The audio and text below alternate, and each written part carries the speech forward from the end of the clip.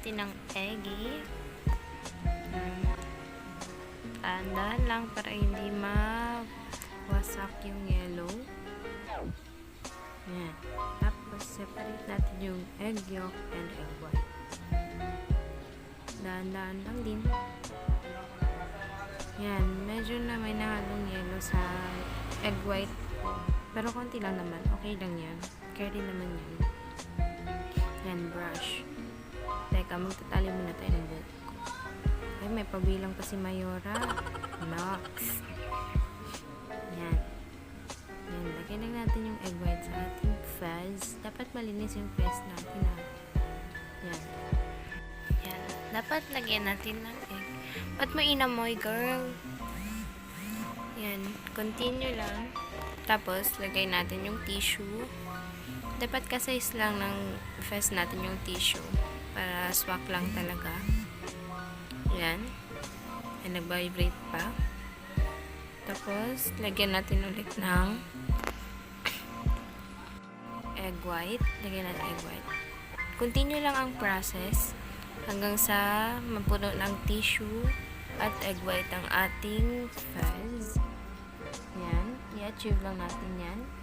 Continue lang natin hanggang sa mabuo.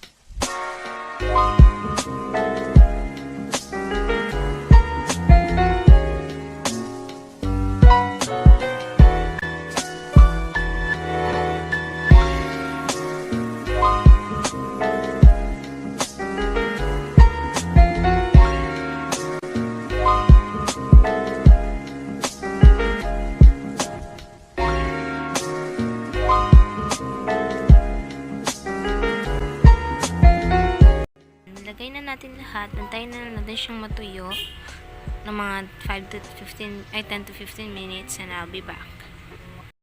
Ayan, tuyo na ang ating face mask. Kaya tanggalin na natin siya. Daan-daan lang, guys. Mild lang naman yung sakit niya. Kaya carry lang yan sa inyo na may mga sensitive skin. Yan, for all skin types to siya, guys. Yan. May mga white lines kayo na makikita. Pero, okay lang yan. Magwawash naman tayo ng face lock mamaya. Matatanggal din yan. Yan. Dahan-dahan lang.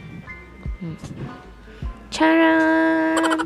Yan. Medyo nag-tighten yung skin ko at smooth siya. Nag-smooth. Yan. Kita nyo din yung glowiness niya. Yan yung natin. DIY. May glow. Yan. It's the end of my video, and if you like this video, just give it a thumbs up, subscribe to my YouTube channel, and click that post notification. I'll see you in my next one. Bye!